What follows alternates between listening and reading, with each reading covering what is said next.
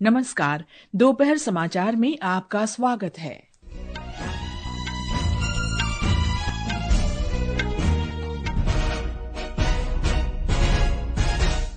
भारतीय reserve bank ने अर्थव्यवस्था को बढ़ावा देने के लिए लगभग 5 वर्ष में पहली बार ब्याज दरों में कमी की है। नीतिगत रेपो दर में 25 आधार अंकों की कमी के साथ इसे 6.25% किया गया। लोकसभा में आम बजट 2025-26 पर चर्चा शुरू। दिल्ली विधानसभा चुनाव की कल होने वाली मतगणना की सभी तैयारियां पूरी। 38वां सूरजकुंड अंतर्राष्ट्रीय शिल्प मेला फरीदाबाद में शुरू। मेले में 42 देशों के 600 कारीगर अपने शिल्प का प्रदर्शन कर रहे हैं। 9वें एशियाई शीतकालीन खेल आज शाम चीन के हार्बिन में शुरू होंगे। इन खेलों में भारत का 88 सदस्यीय दल हिस्सा लेगा। और टेनिस में आज चेन्नई ओपन चैलेंजर में पुरुष डबल्स में 2 भारतीय जोड़ी अपने अपने सेमीफाइनल मुकाबले खेलेगी। दोपहर समाचार के साथ मैं कनकलता। भारतीय रिजर्व बैंक ने अर्थव्यवस्था को बढ़ावा देने के लिए करीब 5 वर्ष बाद नीतिगत रेपो रेट में 25 आधार अंकों की कमी की है और इसे 6.5% से घटाकर 6.25% कर दिया है। रेपो रेट वो ब्याज दर है जिस पर भारत में वाणिज्यिक बैंक रिजर्व बैंक से धन उधार लेते हैं। केंद्रीय बैंक के गवर्नर संजय मल्होत्रा ने मौद्रिक नीति समिति एमपीसी की 3 दिन की बैठक के बाद मुंबई में आज ये घोषणा की। इसके परिणाम स्वरूप स्थायी जमा सुविधा एसटीएफ की दर 6% और मार्जिनल स्थायी सुविधा एमएसएफ दर तथा बैंक दर 6.5% रहेगी। The MPC unanimously decided to reduce the policy rate by 25 basis points from 6.5% to 6.25%. Consequently, the standing deposit facility, the SDF rate shall be at 6.0% and the marginal standing facility rate and the bank rate shall be 6.5%. The MPC also decided unanimously to continue with the neutral stance and remain unambiguously focused on a durable alignment of inflation with the target while supporting growth. Banking धोखाधड़ी से बचने के लिए श्री मल्होत्रा ने यह भी घोषणा की कि रिजर्व बैंक भारतीय बैंकों के लिए एक विशेष इंटरनेट डोमेन bank.in लागू करेगा। आरबीआई ने यह भी निर्णय लिया है कि इस वर्ष वित्तीय साक्षरता सप्ताह में वित्तीय निर्णय लेने और घरेलू बजट बनाने में महिलाओं की भूमिका पर जोर दिया जाएगा। भारतीय रिजर्व बैंक की मौद्रिक नीति समिति द्वारा प्रमुख रेपो दर में 25 आधार अंकों की कमी करने के निर्णय के बाद बॉम्बे शेयर बाजार का सेंसेक्स और निफ्टी दोपहर के कारोबार में मामूली गिरावट के साथ कारोबार कर रहे थे। ताजा समाचार मिलने तक सेंसेक्स 157 अंक गिरकर 77,901 पर आ गया। नेशनल स्टॉक एक्सचेंज का निफ्टी भी 50 अंकों की गिरावट के साथ 23,586 पर था। लोकसभा में आज आम बजट 2025-26 पर चर्चा शुरू हुई। चर्चा की शुरुआत करते हुए कांग्रेस के धर्मवीर गांधी ने आरोप लगाया कि केंद्रीय बजट देश के सामने मौजूदा कृषि चुनौतियों का समाधान करने में विफल रहा है। कांग्रेस नेता ने कहा कि देश में गुणवत्तापूर्ण शिक्षा दिन प्रतिदिन महंगी होती जा रही है और ये देश के गरीबों और वंचितों के लिए बड़ी समस्या है। It did not offer any relief to the farmers as regard to the legal guarantee on MSP, waiving of loans of farmers, farming laborers, and not lifting or withdrawing GST on the farming equipments and machinery, and not giving a robust farm insurance or crop insurance scheme in the budget, sir. So it has totally failed to address the grievances of our farming community. Samajwadi party के शिवपाल सिंह ने भी budget की आलोचना की। तृणमूल कांग्रेस के अभिषेक बैनर्जी ने LPG cylinder की कीमतों में बढ़ोतरी का मुद्दा उठाया। चर्चा में भारतीय जनता पार्टी के राव राजेंद्र सिंह ने केंद्रीय बजट की सराहना की। श्री सिंह ने विभिन्न क्षेत्रों में केंद्र सरकार की उपलब्धियों और देश में अर्थव्यवस्था को मजबूत करने के लिए उठाए गए कदमों के बारे में बताया।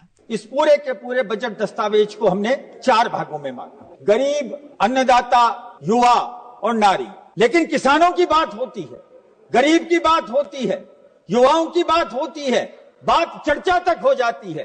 ऐसी सरकार नहीं आई थी जिसने बात को यथार्थ में प्रस्तुत करने की कोशिश करी है। सरकार ने कहा है कि वो जनजातीय क्षेत्रों में स्वास्थ्य सुविधाओं को बेहतर करने पर विशेष ध्यान दे रही है। लोकसभा में पूरक प्रश्नों का उत्तर देते हुए स्वास्थ्य और परिवार कल्याण मंत्री जगत प्रकाश नड्डा ने कहा कि राज्य और केंद्र शासित प्रदेश की सरकारों के सक्रिय समर्थन से सरकार भारत, विशेषकर जनजातीय क्षेत्रों के प्रत्येक नागरिक को श्रेष्ठ चिकित्सा सेवा सुनिश्चित कर रही है। इससे पहले स्वास्थ्य परिवार कल्याण राज्य मंत्री अनुप्रिया पटेल ने पूरक प्रश्नों का उत्तर देते हुए कहा कि पिछले 30 वर्ष में मातृ मृत्यु दर की गिरावट दर वैश्विक स्तर पर 42% हो गई है। जहाँ तक एमएमआर का विषय है और आईएमआर का विषय है, भारत ने दुनिया के तुलना में बहुत बेहतरीन प्रगति की है। जहाँ पिछले 30 वर्षों में global rate of decline for MMR 42% रहा है, वहीं भारत के अंदर ये 83% तक पहुँचा है। और इसके साथ ही जो इन्फेंट मोर्टेलिटी रेट है, ग्लोबल रेट ऑफ डिक्लाइन 55% रहा है, लेकिन भारत में इसकी गिरावट की दर 69% रही है। कृषि मंत्री शिवराज सिंह चौहान ने कहा है कि पिछले वर्ष की समाप्ति तक 4,300 से अधिक कृषि उत्पादक संगठनों एफपीओ ने इनाम पोर्टल के साथ पंजीकरण करवाया है। राज्यसभा में प्रश्नकाल के दौरान पूरक प्रश्नों का उत्तर देते हुए कृषि मंत्री ने कहा कि देश भर में अब तक 10,000 से अधिक एफपीओ गठित किए गए हैं। एक राष्ट्र एक बाजार की अवधारणा को लेकर ये कृषि उपज मंडियों को डिजिटल माध्यम से जोड़ता है, ताकि जहां किसान को उच्चतम मूल्य मिले और उच्चतम बोली लगे, वहां वो अपनी फसल बेच पाए। इनाम मोबाइल ऐप के माध्यम से किसान अपनी उपज के ढेर को चारों दिशाओं से फोटो खींच के पोर्टल पर डाल सकता है, जिसे खरीदार बोली लगाने के पहले देख सकते हैं कि कैसा है। इनाम ऐप के माध्यम से किसान अपनी उपज का लाट बना के अपने घर से ही अग्रिम पंजीकरण कर सकता है। वाणिज्य और उद्योग मंत्री पीयूष गोयल ने हीरा उद्योग द्वारा अपने मानक और गुणवत्ता बनाए रखने के लिए स्वनियमन पर जोर दिया है। राज्यसभा में पूरक प्रश्नों का उत्तर देते हुए श्री गोयल ने कहा कि भारत से प्रयोगशाला में उगाए गए हीरों की मांग बढ़ रही है और सरकार प्रमाणन और गुणवत्ता बनाए रखने के लिए सभी उपाय कर रही है। ये एक तरफ G7 देशों के साथ इस विषय में चर्चा चल रही है। लैब ग्रोन डायमंड्स तो भारत में ही बनते हैं, मुंबई में, सूरत में और अभी कई और जगह लगने लग गई हैं। लैब ग्रोन डायमंड्स बन रहे हैं, वो भारत की शान बनेगी। उसमें वैल्यू एडिशन पूरी की पूरी भारत में रहेगी और भारत के लोगों को नौकरियां भी मिलेगी, रोजगार मिलेगा और हमारा एक्सपोर्ट वैल्यू एडेड टर्म्स में और अधिक होगा। लोकसभा में आज डीएमके सांसद कनिमोझी ने शून्यकाल के दौरान श्रीलंका के अधिकारियों द्वारा तमिलनाडु के मछुआरों को गिरफ्तार करने का मुद्दा उठाया। इससे पहले कई सांसदों ने इस मुद्दे पर विरोध प्रदर्शन किया था। मीडिया से बातचीत में श्रीमती कनिमोझी ने कहा कि श्रीलंका के अधिकारियों ने 97 मछुआरों को गिरफ्तार किया है और उन्हें वापस लाया जाना चाहिए। ये समाचार हमारी वेबसाइट www.newsoneir.gov.in और हमारे न्यूज ऑन एआईआर ऐप पर भी उपलब्ध हैं। दोपहर समाचार में आपका फिर स्वागत है। दिल्ली विधानसभा चुनाव की कल होने वाली मतगणना की सभी तैयारियां पूरी कर ली गई हैं। दिल्ली के मुख्य चुनाव अधिकारी R.L.S. वाज ने बताया कि 70 विधानसभा निर्वाचन क्षेत्रों के फॉर्म 17C सहित चुनावी दस्तावेजों की जांच कर ली गई है। सीईओ वाज ने कहा कि जांच प्रक्रिया के दौरान किसी भी उम्मीदवार ने कोई शिकायत नहीं की। इलेक्ट्रॉनिक वोटिंग मशीनों ईवीएम को आयोग और पुलिस अधिकारियों की कड़ी निगरानी में स्ट्रांग रूम में रखा गया है। मतगणना के लिए दिल्ली के 11 जिलों में 19 केंद्र बनाए गए हैं। बिहार के एनडीए सांसदों ने आज संसद भवन में प्रधानमंत्री नरेंद्र मोदी से मुलाकात की। इस दौरान भाजपा, जदयू और लोजपा के सांसदों ने श्री मोदी का अभिनंदन किया। इस बैठक में केंद्रीय मंत्री गिरिराज सिंह, राजीव रंजन सिंह और चिराग पासवान भी मौजूद थे।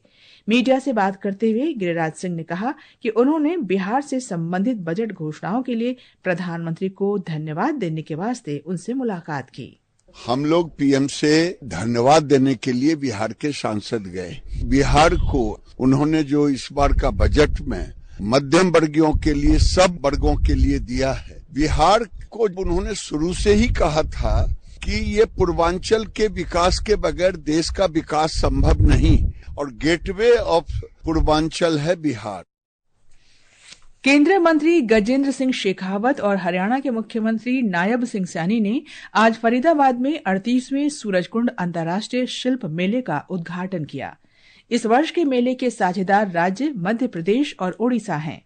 मेले में मिस्र, इथियोपिया, सीरिया, अफगानिस्तान, बेलारूस सहित लगभग 42 देशों के 600 प्रतिभागी हिस्सा ले रहे हैं। इसका उद्देश्य हस्तशिल्प और हथकरघा को बढ़ावा देना है। इस अवसर पर श्री शेखावत ने मेले को एकता और रचनात्मकता का प्रतीक बताया। और अब खबरें महाकुंभ से।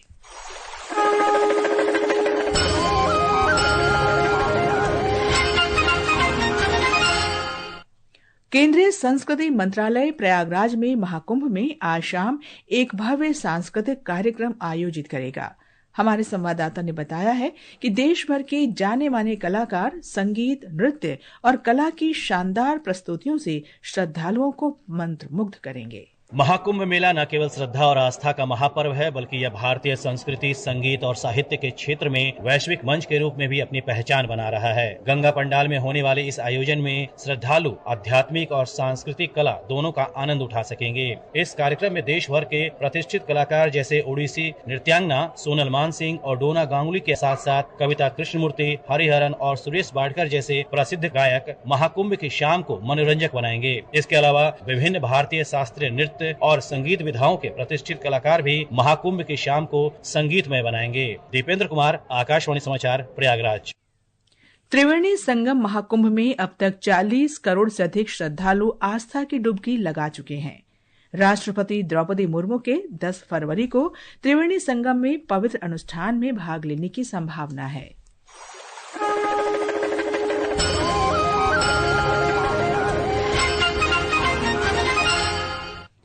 प्रधानमंत्री नरेंद्र मोदी ने भारतीय जनता पार्टी के वरिष्ठ नेता और राम जन्मभूमि तीर्थ क्षेत्र ट्रस्ट के न्यासी कामेश्वर चौपाल की मृत्यु पर दुख प्रकट किया है।